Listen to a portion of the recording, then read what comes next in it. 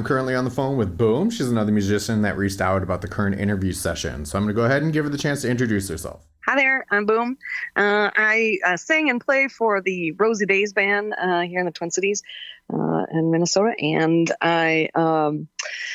we've been together about 2 years now, and I've been back doing music for about 12 years. I took about 10-year break from music from growing up, so I'm really excited to be here and talk a little bit about what I'm doing and what's on the horizon. Awesome. Well, thanks for joining me.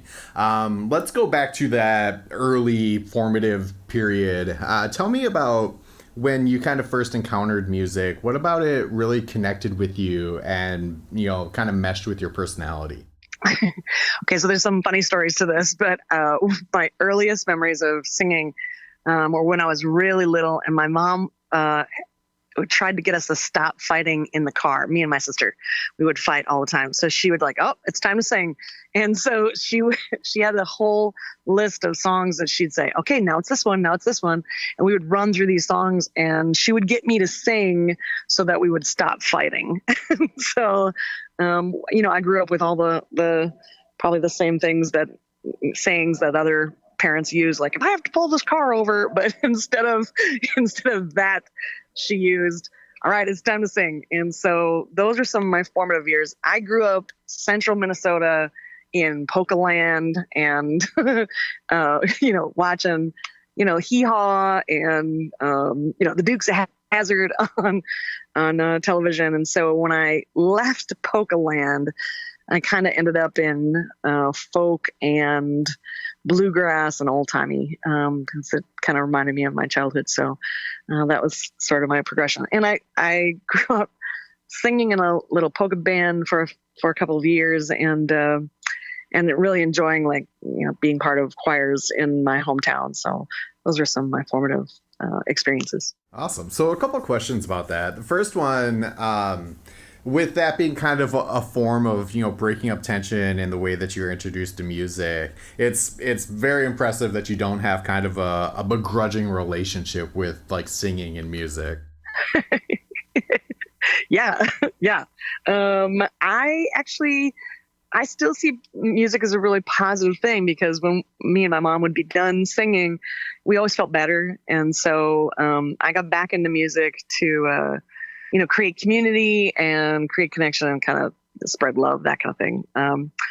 So I always see performances and writing music as ways of connecting people, and then also to leave people feeling a little bit better about the world. So that's probably cringy and a little bit cliche, but that's kind of where I approach it. And it's always kind of a good thing when I see audiences just tapping their feet, tapping their toes and kind of, bopping along, or when they leave and they're smiling. That's the best reward. Sure. And that makes perfect sense, with the environment being that it was being used to break tension and create peace. The philosophy that you took out of it seems right aligned with the intention from the get-go. Yeah. I still have a little list of when I come across songs that I was that's one of my mom's car songs. So I have a whole playlist of those songs, and they always bring me a lot of joy. Awesome. Very cool. So let's move forward a little bit. Once you kind of got out on your own, how did you kind of take that and build a hobby out of it and start writing music? Did you do poetry and lyrics, or was it more choir? Give me some information about how it developed. Yeah. I think my first foray into writing music actually happened in high school. My choir teacher came to me and said, hey, we've got these couple of songs. Can you rewrite the lyrics to reflect this? And we're going to do it at a halftime show for, a basketball game. And I was like, yeah, heck yeah, I'm game for that. And so, we tried our hand at it, and it was a lot of fun. I enjoyed figuring out cadence and rhyme schemes and that kind of thing. And it's kind of a puzzle to me in my brain. So I always think, well, there's something new to experience every time, which I like the newness of that. I started writing music again probably in 2012 and have been writing ever since. Done a lot of workshops recently, taken what I know and given some workshops to people who are just starting out as well.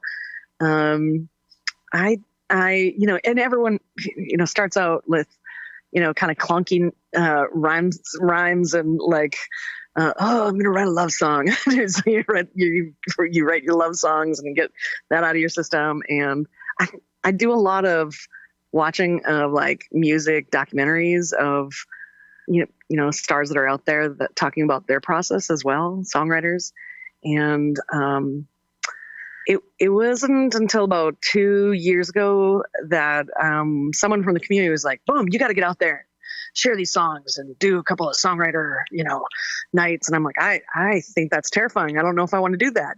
Do I want to do that? If I share these songs with the rest of the world, I might have to keep singing some of them. And, you have to love, like, to your core a song if you're going to give it to somebody else or the world, because they're going to keep asking for it if they like it. So that's one of the things that I've kind of learned along the way. But I've really enjoyed telling stories. I love songs that, have characters in them. They make me pretty happy. And sometimes the songs are really, cathartic, not just singing them, but writing them as well. So. Sure. So let's take that to the next step. After choir, after school wrapped up, once you kind of realized that you had like that ambition and drive to continue doing it, where did you take it then? Did you start auditioning for like bands on like Craigslist and Facebook, or did you get some people together from church? What happened next? Well, okay, so it's kind of funny. The first band that I formed, so Boom comes from my days of being a Minnesota roller derby player. And so I skated by the name of Boom Bay Sapphire with the Atomic Bombshells, and I retired in about 2018 or so, right before COVID and the lockdown happened. And so the first band that we formed was a bunch of teammates of mine, and the band was called Sex Wings. A really unfortunate story that I decided to share from a visit to New Orleans. We won't talk about it, but that's so that became the first band that we started, and it was really organic. And we had a few rules. One was everybody sings, everybody plays. So whatever that means to you, find something that makes you comfortable. And I grew up playing the organ, so I didn't have a portable instrument. I wasn't in band. My family wasn't, well off enough to afford instruments. So it was my grandma that bought us an organ, and I played by ear, much to the chagrin of my organ teacher after about 6 months of teaching me and just finally realizing what was happening. I'm like, I don't understand what any of those, I know it goes up and down, but I don't know anything else in there. I don't really care to know anything else. All I know is this sounds good. So that's what I went with.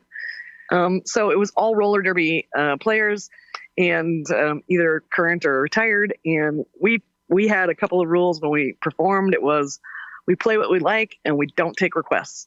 So we had a lot of fun, kind of feeling out band dynamics, understanding what bands do for people and how much it took to create a band and to, be at performance level, and to see if that was actually, when people joined the band, they were like, I don't know if I want to do this for any more than a couple of times.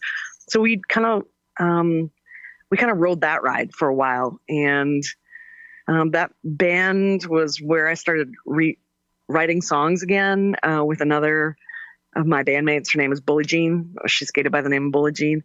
And she would write songs. I'd write songs. That was the time when I'd do a lot of love songs. She wrote songs about like one night stands. And so we played really irreverent music and really reverent music at the same time. So we had this really wide spectrum. But we had so much fun, and it taught me a lot about harmonies, working instruments, understanding how to connect to audience, knowing sort of the roller coaster of how to put together set lists, and really how to tell a story with the songs that you're choosing. And I had a lot of fun. We eventually broke up because people moved from here to there. Some of that band became another band called the 29 Wolves. That ended actually this year in April. And I've been with Rosie Days, overlapping between those. So, and I went from guitar that I was gifted a starter guitar in 2011, and went from guitar to mandolin to tenor guitar, which is a really unique instrument. My tenor guitar especially is unique. So, and I can tell you that story if you want to hear where that came from. Yeah, definitely. Okay, so a few years ago, I was at Blue Ox, which is a great bluegrass festival in Eau Claire, Wisconsin, in June each year. And I got up at about 4 o'clock in the morning on the last night after crashing early, and I heard music still coming through the trees. So I knew that people were still picking at the potluck picking circle. So I grabbed my mandolin and I ran to get down there because I wanted to get in, those last moments of a festival. Like, oh, I just want a few more of these experiences. So I went down there and we started playing around 4:30. I must have just looked manic. I forgot my glasses, in my bus, and I was like, I just have to. And I got down there. We played for like 4 hours. I was like, I'll play with anybody around the circle. I don't care what's happening. I just want to play and sing. And at the end of that, Jimbo from Potluck Pick and Circle, or Potluck String Band, said, "Oh, thank you so much for singing and playing all night long, but it's time to be done now." And I'm like, "Okay, sorry." And so I was walking away, and a guy named Benny from the Rumpke Mountain Boys was there, and they had the last set of the festival on the Backwood stage, and they ended at like 2 a.m. And so they were around that circle, and I had been playing with them for the last 4 hours. Benny came up to me and said, "Boom, you really need a tenor guitar." And I'm like, no, I'm trying to learn this instrument, Benny. I got to learn this. I can do it. And he's like, let me just tell you, it's going to work with your voice. It's going to work for you doing leads. You're going to love it. And I was like, well, I don't know. He made a pretty good argument. I came home and I told my guy that, and he got on the internet and found at Willie's Guitars a 1929 National tenor guitar with a resonator. And I know it was the most beautiful thing. My brother-in-law worked at Willie's Guitars at the time, so I texted him and was like, "Eli, what the hell? What is this? What do you think about this instrument?" And he goes, "Oh yeah, if I had room in my collection, it would already been there." And I was like, "All right, I'm coming tomorrow." I went. I played a song like a real hardcore strumming song, and tested to see if it held a tune afterwards, and it did. And I eventually found the original owner to it, Lee Toohey out of Opelousas, Louisiana. I'm probably not pronouncing that correctly, so if anyone hears this from Louisiana, sorry. But Lee Toohey has ties to Minnesota. He's a great musician, and he decided to give that one up. He had bought it for like $150 at a head shop 35 years ago, and took it all apart, and it was fire engine red when he bought it, and he painted it and did this like a remarkable job on the fretboard, and it's just the most beautiful instrument. And I have actually 2 of these National all metal body tenors that are shaped like avocados. I don't know if anybody, you probably never seen them because there's like 100 of them left, and most of them are in museums. So, and the other one that I have is a really rich guitar sound, and this one is a little bit of a twangy, friendly banjo. So it really works with the old-timey bluegrass music that we put together. So I love it. And yeah, and I've been writing music on it ever since. So yeah, that's a great story. Thanks for sharing that. So tell me about how that transitioned into putting the Rosie Days band together. So Rosie Days band started 2 years ago, November. I went to go be part of a songwriting workshop with Donnie Ulysses, Jerry Salley, and Rick Stanley, who had come up from Tennessee to teach for like a 2-day workshop.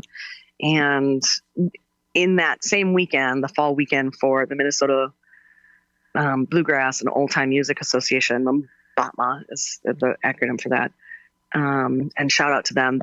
There was a event called the Draw Band that same weekend. And I was like, man, I want to do that. What's that? So I found out from a friend who was running it. She's like, okay, well, you just tell us what you play, whether not you're willing to sing. We put your name into like several bags and we pull them out and we basically create this band, draw band. And you have like 2 hours to put together, like 3 songs for like a 15, 20-minute set. I was like, yes, sign me up for that. I want to do that. And I ended up leading that draw band that year. And we had beautiful harmonies. We had incredible musicians.